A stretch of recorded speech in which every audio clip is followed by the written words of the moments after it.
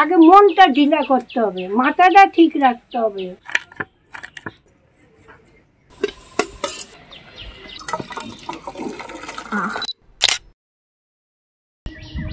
নমস্কার। আজকে আর একটা নতুন ভিডিওতে আপনাদের অনেক অনেক স্বাগত। তো আপনাদের তো প্রত্যেক দিনই কিছু না কিছু রান্না করে নয় আমি নয় ঠাকুমা নয় মা দেখাই। তো আজকেও একটা রান্না করব। তো আজকে যে রান্নাটা করব এই রান্নাটা প্রত্যেকটা মানুষের কিন্তু করে খাওয়া দরকার। বিশেষ করে যারা খুব অসুস্থ থাকে বা যারা একটু দুর্বল থাকে তাদের তো অবশ্যই এই রান্নাটা করে খাওয়া দরকার। আজকে আমি বানাবো একদম হেলদিভাবে ভেজিটেবল স্যুপ, যেটা প্রত্যেকটা মানুষের খাওয়া উচিত। আর এটা যদি কোনো মানুষ শরীর খারাপ বোধ করে বা একটু যদি দুর্বল হয় তাকেও আপনারা এই রান্নাটা করে খাওয়াতে পারেন। তো চলুন আমরা ভেজিটেবল স্যুপটা কিভাবে বানাই আপনাদের সাথে পুরো রেসিপিটা আমরা শেয়ার করছি, আপনারা দেখতে থাকুন। তাহলে চলুন রান্নাটা শুরু করা যাক। আগে যাক, চলো আমি যাচ্ছি।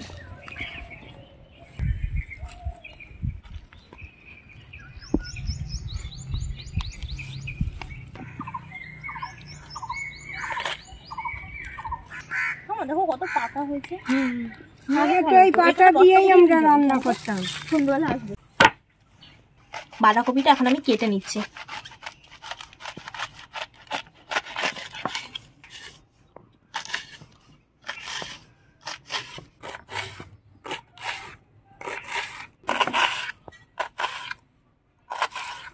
সবজিগুলো কেটে নেই, তারপরে এক এক করে ধোবো। সব সবজি কেটে নিচ্ছি আগে। বাঁধাকপিগুলো একটু কুচি কুচি করে নিচ্ছি।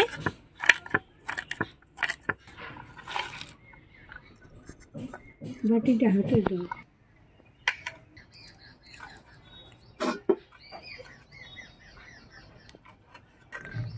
ভেজিটেবল স্যুপ বানানোর জন্য আমি কি কি সবজি নিয়েছি আপনাদের দেখাচ্ছি। দেখুন এখানে আমি এখন বিনস কাটছি।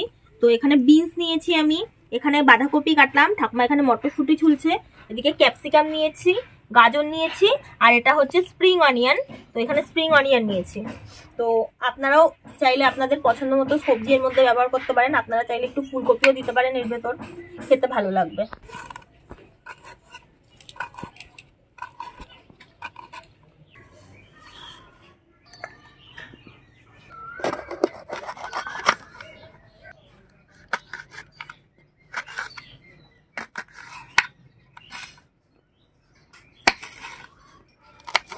এই ক্যাপসিকাম এমন একটা জিনিস আপনারা যে কোনো রান্নায় দেবেন, দেখবেন রান্নাটার স্বাদটাই একেবারে পরিবর্তন করে দেয়।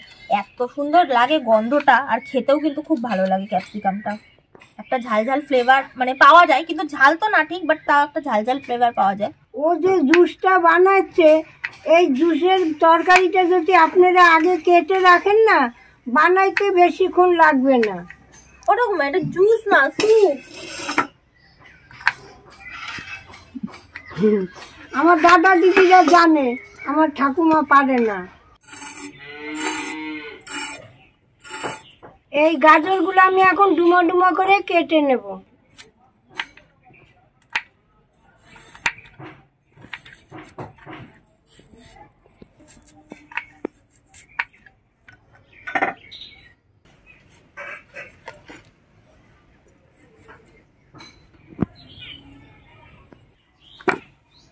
এই স্প্রিং অনিয়নগুলো আমি এখন কেটে নিচ্ছি।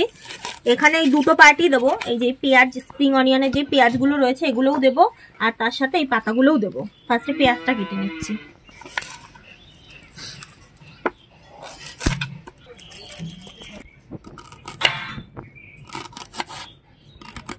পেঁয়াজগুলো একটু কুচি কুচি করে কেটে নেব।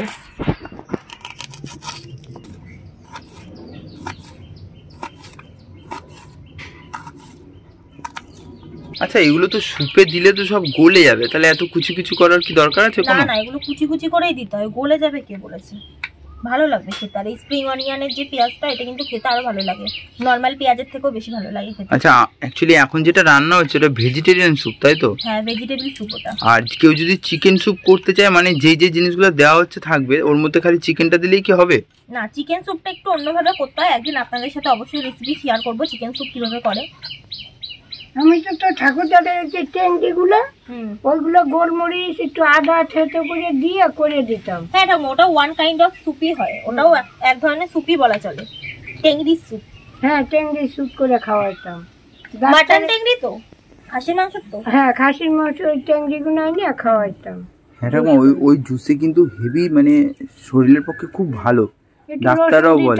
একটু গোলমরিচের গুঁড়ি, নুন এগুলো দিয়ে পাতলা করে খাওয়াইতাম। ওটাই প্রোটিন আছে ভালো, ওটা খেলে শরীরের পক্ষে খুব ভালো। কই মরি তো গেল, খাওয়াইলাম তো। তুমি খাওয়ানোর পর মরে গেছে? আমি খাইতো না তো এগুলা। ঠাকুমা তুমি যেটা খাইয়েছো ওটা শরীরের প্রোটিন, মানে বেঁচে থাকতে গেলে ওগুলো খেতে হয়। তো এবার তুমি ভাবছো আমি অমৃত খাওয়াচ্ছি, সারা জীবন বেঁচে থাকবে, ওটা কিন্তু সেটা নয়। রসুনটা আমি চুচা ফেলে নিয়েছি, এবার রসুনটা আমি কুচি কুচি করে নেব। এই স্প্রিং অনিয়নটা আমি একটু কুচি কুচি করে কেটে নেব।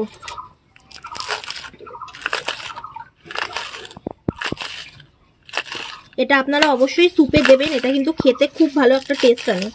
স্যুপের মধ্যে যথেষ্ট ভালো একটা টেস্ট আনে আর ফ্লেভারটা পুরো এনহ্যান্স করে দেয়। আমি আদাটা কুচি কুচি করে নিচ্ছি।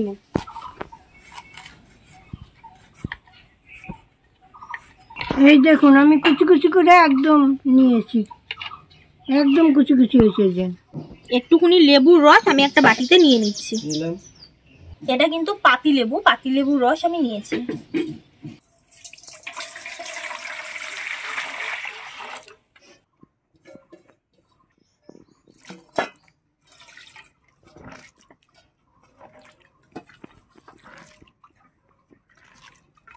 এরকম ভাবে যতগুলো সবজি আমি কেটেছি সবকটাই একে একে ধুয়ে নেব।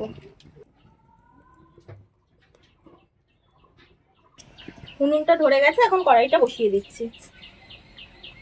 এখন এর মধ্যে প্রায় 1 চামচ মতো বাটার দিয়ে দিচ্ছি। তো এইটুকুনি বাটারেই হয়ে যাবে। আপনারা যদি চান বাটারের সাথে একটু সাদা তেলও মিশিয়ে দিতে পারেন। এখন এর মধ্যে রসুন কুচি দিয়ে দিচ্ছি আর সাথে আদা কুচিও দিয়ে দিচ্ছি। এখন রসুন আর আদাটা অল্প একটু ভাজা ভাজা হয়ে গেছে, এখন পেঁয়াজ দিয়ে দিচ্ছি। দেখুন আমি কিন্তু আঁচটা একদম অল্প দিয়েছি, অল্প আছে, এটাকে আপনারা আস্তে আস্তে করবেন, যেহেতু বাটার রয়েছে বাটারটা পুড়ে যেতে পারে। পেঁয়াজটা একটু হালকা ভাজা ভাজা হবে, তারপরে আস্তে আস্তে সবজিগুলো দেবো।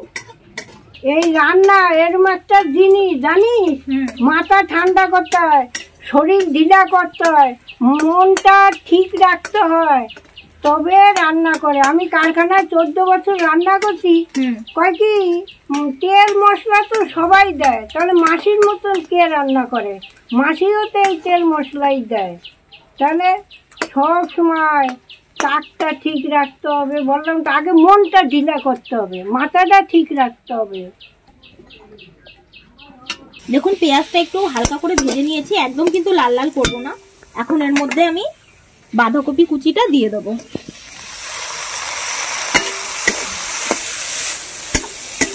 একটু বাঁধাকপিটা নাড়াচাড়া করে তারপরে বাকি সবজিগুলো দেবো। বাঁধাকপিটা একটু ভেজে নিয়েছি, এখন এর ভেতর গাজর দিয়ে দিচ্ছি, ক্যাপসিকাম কুচিটা দিয়ে দিচ্ছি, বিনসটা দিয়ে দিচ্ছি আর মটরশুঁটি এটাও দিয়ে দিচ্ছি। হ্যাঁ, এগুলো খুব উপকার খাওয়া। এটা খাওয়া খুবই উপকার। হ্যাঁ, আপনারাও করে খাবেন, বাচ্চাদেরও খাওয়াবেন, এটা খুব ভালো। এই সবজিগুলো একটু নাড়াচাড়া করে নিয়েছি, এখন এর ভেতর এই স্প্রিং অনিয়ন যেটা রয়েছে এটা দিয়ে দেবো। এটা দিয়ে স্বাদ পুরো পরিবর্তন হয়ে যাবে স্যুপের।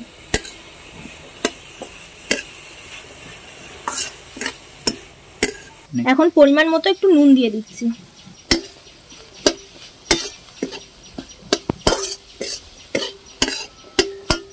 এর মধ্যে একটু পরিমাণ মতো গোলমরিচের গুঁড়ি দিয়ে দিচ্ছি।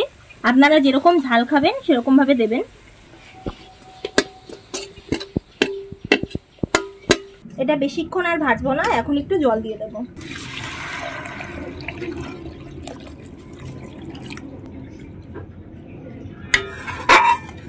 ঠাকুমা একটা বাটিতে 2 চামচ একটু কর্নফ্লাওয়ার গুলে নিচ্ছে। একটা বাটিতে জল নিচ্ছি, এখন আমি কমপ্লেন গুলে নিচ্ছি।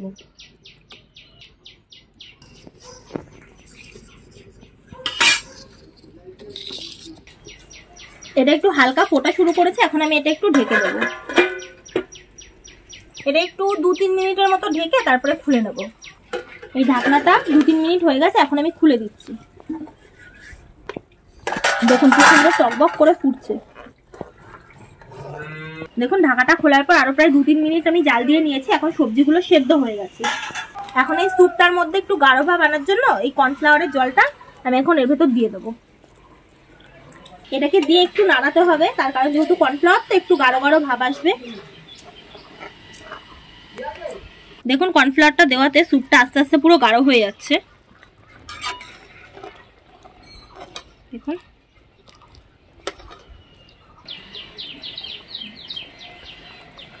স্যুপটা আমাদের অলরেডি গাঢ় হয়ে গেছে। তো এখন নামাবো, তার আগে একটু লেবুর রস দিয়ে দিই।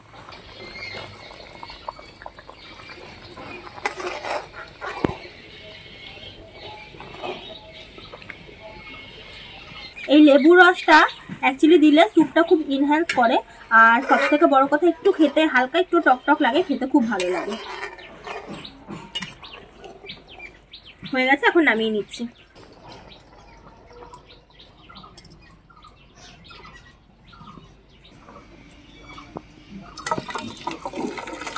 কি সুন্দর গন্ধ বেরিয়েছে।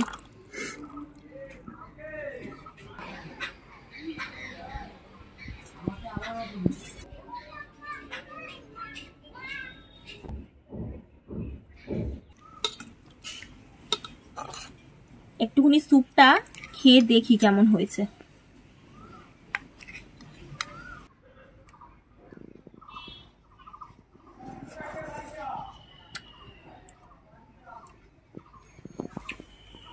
দারুণ হয়েছে। আমি নিজেও যে এত ভালো স্যুপ বানাতাম আমি জানতাম, ভালো বানাই, বাট আজকেরটা খুব সুন্দর হয়েছে স্যুপ বানানোটা। এই স্যুপটা আপনারা পারলে একটু গরম গরম খাবেন, কারণ ঠান্ডা স্যুপটা অতটা ভালো লাগে না, গরম গরম খেতেই খুব সুন্দর লাগে। ওদিকে আমাদের ক্যামেরাম্যান বসে রয়েছে, ওর জিভে জল আসছে আমি খুব ভালো করে জানি। তো আজকের ভিডিওটা আমরা এখানেই শেষ করছি, আমাদের এখনো খাওয়া দাওয়ার পর্ব চলবে। তাহলে আজকে আসি, টাটা।